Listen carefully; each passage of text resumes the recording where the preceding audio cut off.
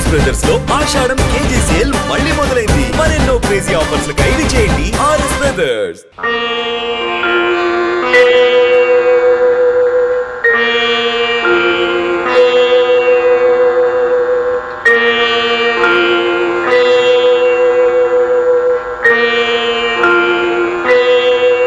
వెళ్ళొస్తాను మావయ్య గారు.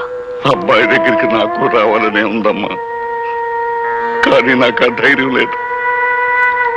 నువ్వు వెళ్ళరామ్మా. రాదమ్మా, రామ్మా, బండెక్కు.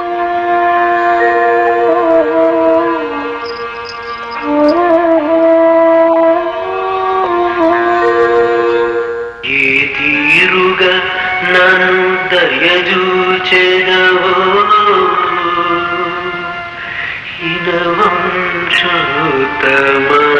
రామా, నాతరమా భవసాగర నీరగ నడినగడేశ్వర రామా.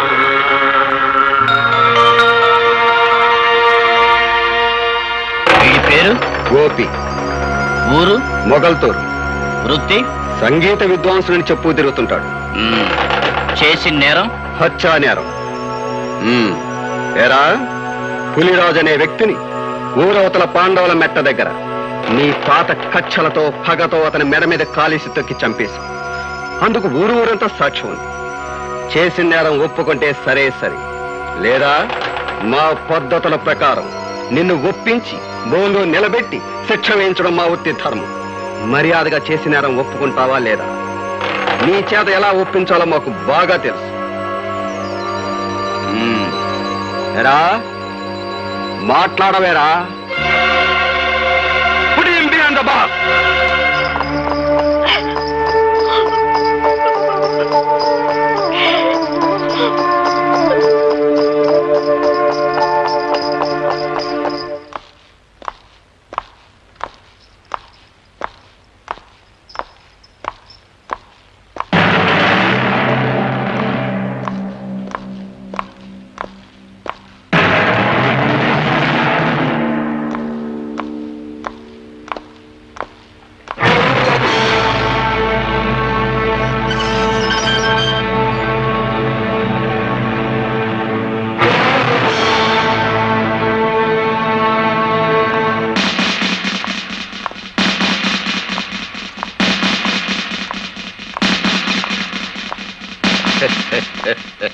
వండర్ఫుల్ గా ఉందయ్యా జైలురా.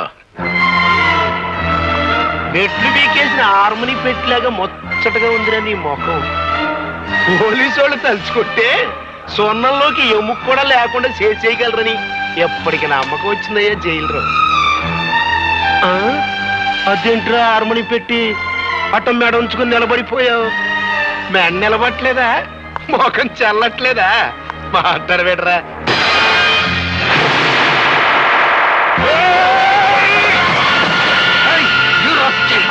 మీరాగండి సార్, మీరేం శ్రమ పడతాడు? మేముండగా ఒళ్ళు పొగరెక్కిందా? పెద్ద నువ్వు చేసుకుంటావా? మాట్లాడవేరా?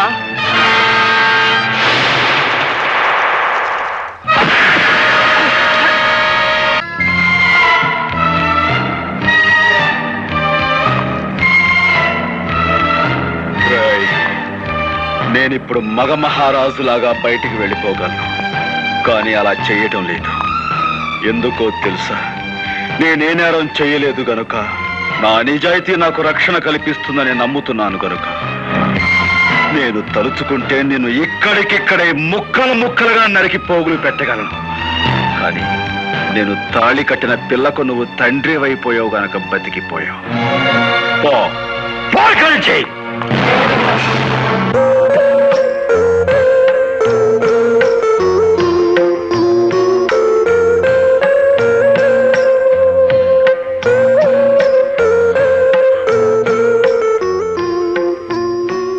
భర్తను చూసి భార్య గర్వపడే సందర్భం అందరికీ దొరకదండి.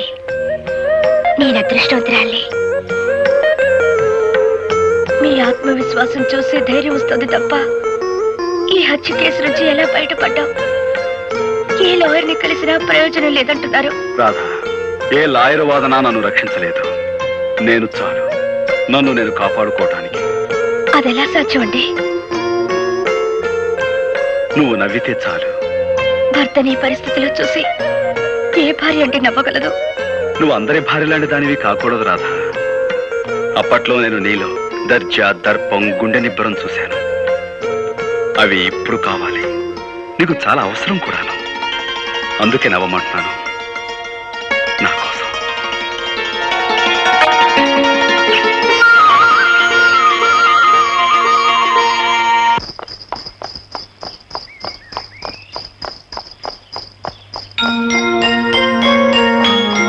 అప్పట్లో నేను నీలో దర్జా, దర్పం, గుండె నిబ్బరం చూశాను.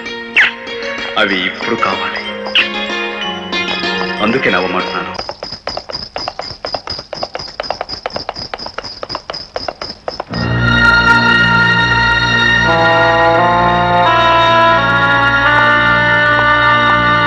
బాగున్నారా సార్?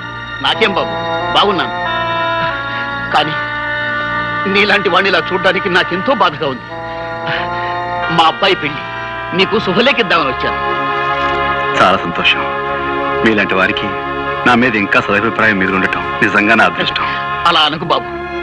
బంగారాన్ని మెరుగు పెట్టడానికి దానికి లేని మురికి నంటిస్తాను. ఆ మురికి కడగ్గాని బంగారం ఎలా మెరుస్తుందో నీకు తెలియంది కాదు. నువ్వు అలాంటి బంగారానివేనయ్యా. వస్తాను. మంచిది.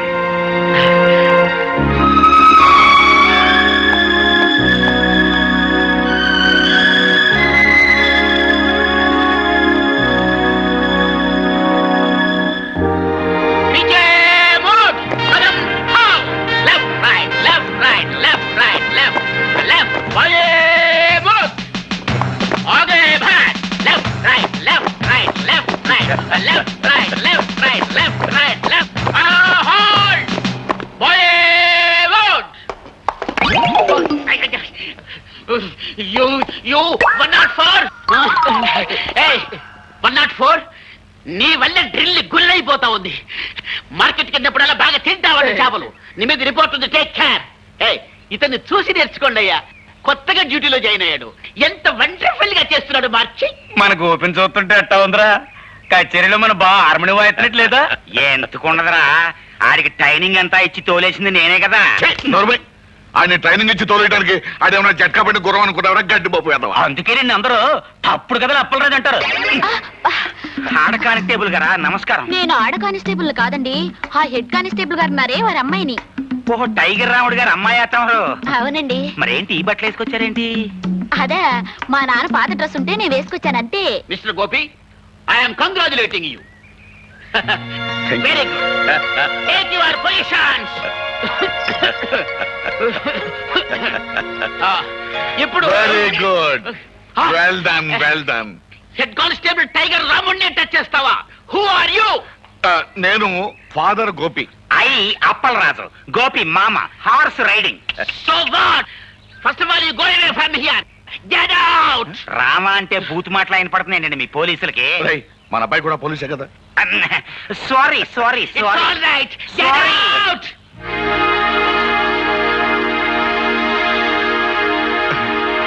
నమస్కారం మాస్టర్. అన్నమండి. నమస్కారం, రండి. ఒక మంచి శుభవార్త చెబుదాను వచ్చాను. ఏమిటది? మీరు అక్షరాలు నేర్పిన మా గోపిగాడు ఇప్పుడు దేశాన్ని కాపాడే కానిస్టేబుల్ అయ్యాడు. ఇదంతా తమ చేతి. ఇప్పుడు మీరు మా వాడిని చూస్తే ఎంత ఆనందపడతారో. విన్నా సంతోషంగానే ఉంది పాపారెడ్డి గారు. నా ఈ బ్రతుకు గొడవ ఏదో తేలిపోతే నేనే స్వయంగా వచ్చి చూస్తాను. రండి బ్రదర్స్. మా గోపి అబ్బాయి కూడా మీ పోలీసు ఉద్యోగం వచ్చేసిందిగా. ఇక నుంచి మనం బంధువులం, స్నేహితులం. ఏంటి కాపీ తాగుతారా? మాస్టారు, మీకు మర్యాదగా చెప్తున్నాం, నిరాహార దీక్ష విరమించుకోండి. కలెక్టర్ గారు వచ్చే టైం అయింది. ఆయన దృష్టిలో ఇది పడితే మంచిది కాదు. లేవండి. నాకు రావాల్సిన పెన్షన్ ఇవ్వకుండా తిప్పుతున్నారు. ఈ విషయం కలెక్టర్ గారి దృష్టిలో పడాలని ఈ నిరాహార దీక్ష. చాలా పెద్ద కబుర్లు చెప్పొచ్చు. తొందరపడకండి అయ్యా. మాస్టర్ చాలా మంచి ఆయన. ఇప్పుడు మా అబ్బాయి కూడా మీ డిపార్ట్మెంట్ చేరాడు.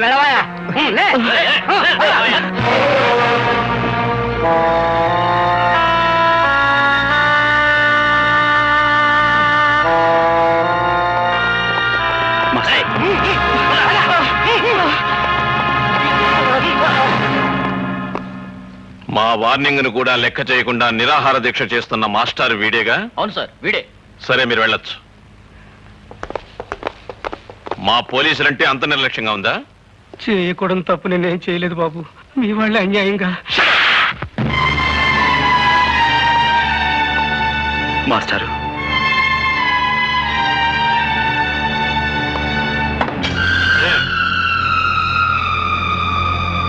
క్షమించండి సార్. బాబు గోపి, ఈ మాస్టర్ గారు ఏం అన్యాయం చేశారని సార్ ఆయన కొట్టారు? తనకు రావాల్సిన పెన్షన్ డబ్బుల కోసం 2 సంవత్సరాల పాటు తిరిగి తిరిగి వేరే గత్యంతరం లేని పరిస్థితిలో ఆయన నిరాహార దీక్ష చేస్తుంటే అది మీ దృష్టిలో క్రమశిక్షణ పాటించకపోవటమా, లేక లా అండ్ ఆర్డర్ని వ్యతిరేకించడమా? క్రమశిక్షణ తప్పిన వాళ్ళని, అన్యాయం చేసిన వాళ్ళని దండించడానికే మీరు ఉద్యోగంలో జాయిన్ అయితే సార్, మాస్టర్ గారికి పెన్షన్ డబ్బులు ఇవ్వాల్సిన ఆఫీసర్ని చావచిత కొట్టి తీసుకొచ్చి ఆయనకి పెన్షన్ డబ్బులు ఇప్పించండి. అది మీకు చేత కాదు, ఎందుకంటే వాళ్ళు మీకంటే పెద్ద ఆఫీసర్లు కాబట్టి. అలాంటి వాళ్ళకైతే మీరు సెల్యూట్లు కొడతారు, ఇలాంటి వాళ్ళని చావచిత కొడతారు. ఏం సార్, నేనేమన్నా తప్పు మాట్లాడానన్నా నాకు గద్దిస్తున్నాడు? క్రమశిక్షణ అతిక్రమించారని మీరు మాస్టర్ గారిని కొట్టారే? అసలు క్రమశిక్షణ పదానికి మీనింగు, స్పెల్లింగు నేర్పింది ఇలాంటి మాస్టర్లే సార్ మనకి. హక్కుల కోసం నిరాహార దీక్ష చేయటమే మీ దృష్టిలో అన్యాయం అయితే, మన దేశానికి స్వతంత్రం తీసుకొచ్చిన గాంధీ గారు కూడా ఇలాంటి నిరాహార దీక్ష చేశారు. అలా చేసినందుకు బ్రిటిష్ వాళ్ళు ఆయన జైల్లో పెట్టారు. అప్పుడు మనమంతా అది అన్యాయం, అక్రమం అని అరిచాం. చివరికి ఆ బ్రిటిష్ దొరల్ని తరిమి తరిమి కొట్టాం. కానీ మనకి స్వతంత్రం వచ్చిన 40 ఏళ్ల తర్వాత అదే అన్యాయాన్ని మీలాంటి వాళ్ళు చేస్తుంటే మాలాంటి వాళ్ళు మిమ్మల్ని ఏం చెయ్యాలి? మీకు సెల్యూట్లు కొట్టి మీరు చేసే అన్యాయంలో మేము పాలు పంచుకోవాలా? అది నాకు చేత కాదు సార్. అలా చేయటమే నా డ్యూటీ అయితే ఈ క్షణం నుంచి ఈ ఉద్యోగాన్ని వదిలేస్తున్నాను.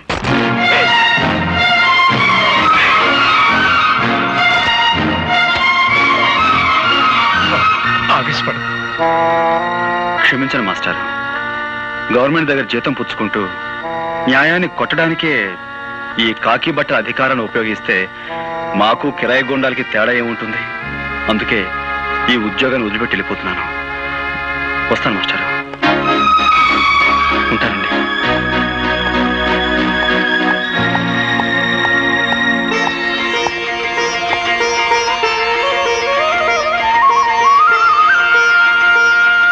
చాలా మంచి పని చేసావురా బాబు. ఉద్యోగం పోయి తిండికి లేకపోయినా సరే అవినీతికి తలపడనని నిరూపించినందుకు నాకు ఎంతో ఆనందంగా ఉంది. ఇన్నాళ్ళు గోపిగాడు నా బిడ్డ అని సంతోషించాను. కానీ ఈ రోజు నుంచి గోపిగాడికి నేను తండ్రినని గర్వపడతాను రా. నీలా నిజాయితీపరుడు పోలీసు ఉద్యోగంలో చేరితే ప్రజలకి మేలు జరుగుతుందని ఆశపడ్డాం. అదంతా పెమ్మని తేలిపోయింది. వాళ్ళు నిన్ను మార్చక ముందే నువ్వే వాళ్ళని ఇత్తడి చేసేశావు.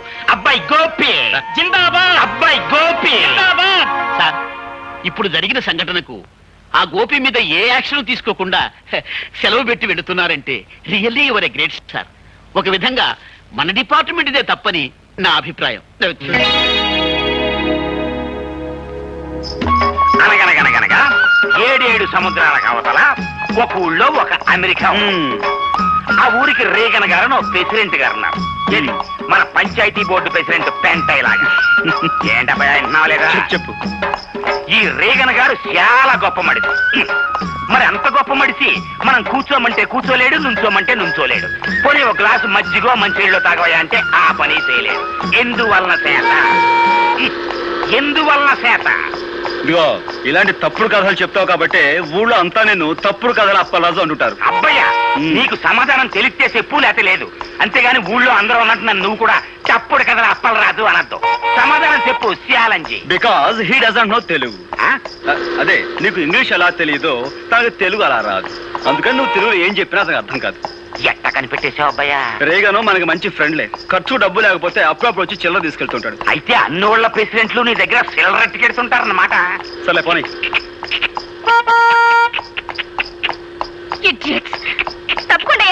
బండపు ఓళ్ళేన్ వెనకమాల అగ్గిపెట్టి కారు, అందులో ఆడకూతురు ఓళ్ళేన్.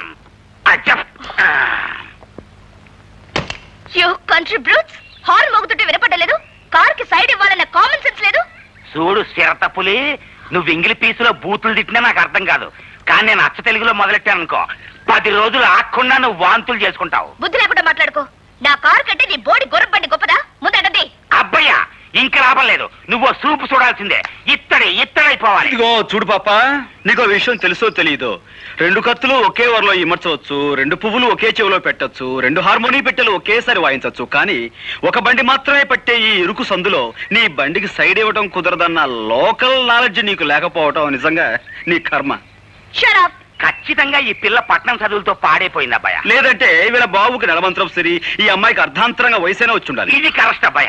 చూసావా, అయిపోయింది. ఇత్తడే ఇత్తడే ఇత్తడే ఇత్తడే కిలో 10 రూపాయలు ఇత్తడే. సరే రారా. రావయ్య, వెళ్ళి ఆ పొగరమూత ఎవరు? హార్మోని పాపారెడ్డి కొడుకమ్మ. ఇతను హార్మోని చాలా బాగా వాయిస్తాడు.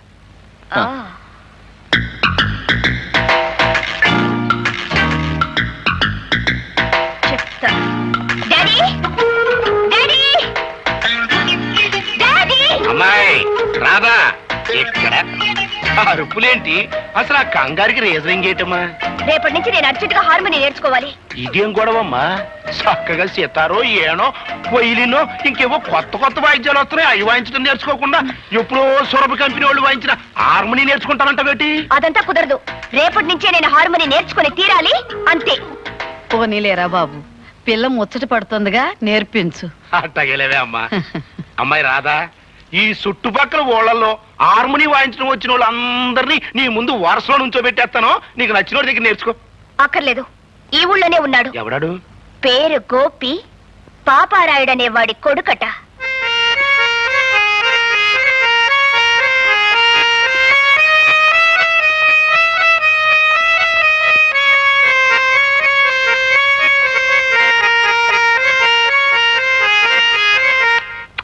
హార్మోని మీద నాగస్వరం వాయించడంలో జిల్లా మొత్తం మీద పేరు కొట్టేశావు అబ్బాయ. అందుకే నేను తప్పుడు కదా అప్పలేదన్నారా? మన అబ్బాయి 3 జిల్లాల మీద పేరు కొట్టేశాడు. పాపారాయుడు గారండి, మా అబ్బాయి గారి చేత సూర్యచంద్రరావు గారి అమ్మాయికి అర్జెంట్ గా హార్మోని నేర్పించాలని అర్జెంట్ గా పంపించమని ఆర్డర్ చేశారండి. అంచేత మీ అబ్బాయి గారిని అర్జెంట్ గా పంపించండి. ఏమిటి అంత అర్జెంట్ గానా? అంత అర్జెంట్ అండి బాబోయ్, నేను వచ్చేస్తాను, నువ్వు అర్జెంట్ గా వెళ్ళిపో. ఇది కాదు, అటు అటు. ఏంటి వెళ్తావా? ఇంటికొస్తే కుర్చీ వేయాలనే మంచి మర్యాద తెలియని వాళ్ళ ఇంటికి వెళ్తావా? ఆ మంచి మర్యాద నేర్పడం కోసమైనా వెళ్ళాలి కదా. నానా, అతను వస్తున్నాడు. ఓ నువ్వా? రావయ్యా రా. ఇదేనా రావటం? తమరు చెయ్యి మాసిపోతుందేమో. ఏంటి ఈ ఊళ్ళో అందరికీ నువ్వు హార్మోని నేర్పే గురువు అంట? అదేదో హాబీగా నేర్చుకున్నానండి. అది ఈ వేళ ఉపయోగపడుతుంది. మనం అలా కూర్చుని మాట్లాడుకుందామా? కూర్చోకుండా మాట్లాడలేవా? దాందే ఉందండి. కావాలంటే నడుస్తూ మాట్లాడగలను, పరిగెత్తుతూ కూడా మాట్లాడగలను. Hello, good morning. అసలు మీరేమిటి, మీ వంశం ఏమిటి, ఎలాంటి వంశం మీది? మీ తాత ముత్తాతల గురించి మా హిస్టరీ మాస్టర్ ఎప్పుడు చెప్తుండేవారు. ఇకపోతే మీ నాన్నగారి గురించి. నా గురించి నీకు ఇంకా బాగా తెలియదు. నా గురించి మీ అమ్మాయి గారికి బాగా తెలుసు కదండి. తీసుకో అమ్మాయ. మొత్తానికి నువ్వు చాలా తెలివైనవాడివయ్యా. మీరు ఇలాంటి విషయాలు చక్కగా కనిపెడతారండి. ఈ విషయం కొంచెం మా నాన్నగారు చెప్పండి. ఆయన నాకు మనుషుల్ని వాయించడం, హార్మోని వాయించడం తప్ప వేరే ఇంకేమీ రాదంటారు. అన్నట్టు వాయించడం అంటే గుర్తుకొచ్చింది. మా అమ్మాయికి హార్మోని ఎప్పటి నుంచి నేర్పుతావు? దాందే ఉందండి. రేపు శుక్రవారం, పైగా ఏకాదశి, చాలా మంచి రోజు. రేపటి నుంచే నేర్పించడం ప్రారంభిద్దాం. సరే, పొద్దున్నే సజ్జనం తినేసి హార్మోని పెట్టి భుజానేసుకుని వచ్చాయి. మా అమ్మాయి హార్మోని నేర్చుకుంటా. అబ్బాబ్బా, అక్కడే వచ్చినట్టు చిక్కంతా. అనవసరంగా నేను మా నాన్నగారు గౌరవనీయులం అనే పేరు సంపాదించేసామా? మరి మాలాంటి గౌరవస్తులం మీ ఇంటికి వచ్చి నేర్పిస్తే అది మీకే చిన్నతనంగా ఉంటుంది. కాబట్టి పొద్దున్నే మీ అమ్మాయిని మా ఇంటికి వచ్చామానండి. ఆ చద్దను ఏదో నేనే తెరిపించి హార్మోని నేర్పించడం మొదలు పెడతాను. ఉంటాను. ఏంటి, మా అమ్మాయి మీ ఇంటికి వచ్చి హార్మోని నేర్చుకోవాలా? ఎవరితో మాట్లాడుతున్నావో తెలిసే మాట్లాడుతున్నావా? ఏమిటి నీ కంగారు? అతను అన్న దాంట్లో తప్పే ఉంది. మనలాంటి ధనవంతులు ఇలాంటి వాళ్ళ ఇంటికి సంగీతం నేర్చుకోవడానికి వెళ్తే అది వాళ్ళకి ఎంత గొప్ప. అందులోనే మన కారు వాళ్ళ ఇంటి ముందు ఆగితే వాళ్ళకి మరింత గొప్ప. అందుకని పాపం. అందుకే పాపం. అట్టగా పాపం. అవును పాపం. సరేనయ్యా, మా అమ్మాయి తనకి హార్మోని నేర్పే అవకాశం నీకు ఇస్తుంది. జాగ్రత్తగా నేర్పి. ఎట్టా ఉంది? పాలకోవ తిన్నంత ఆనందంగా ఉందండి. వస్తాను. బుల్లికారు వచ్చేస్తుందా భయ్యా?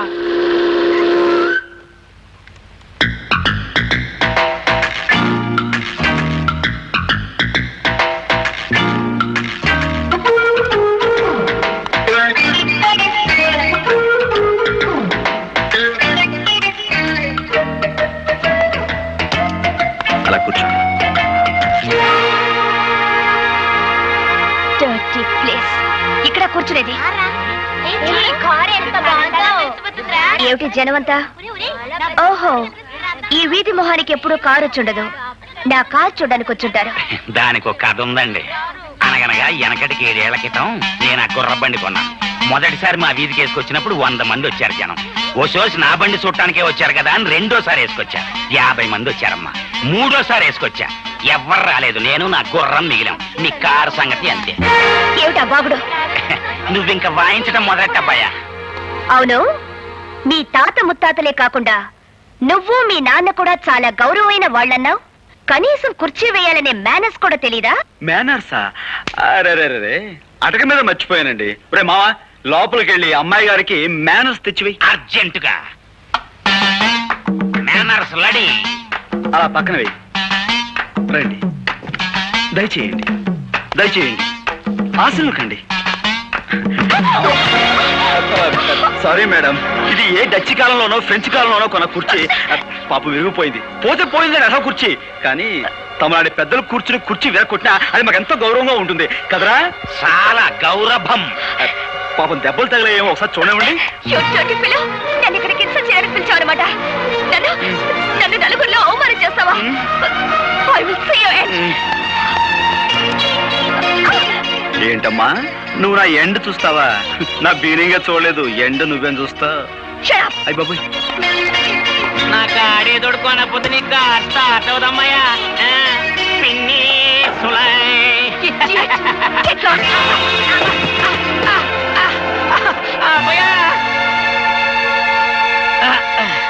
అది మా పెద్ద దెబ్బ కొట్టింది. ఎంత పొగరు మొద్ద చూసావా అబ్బాయా?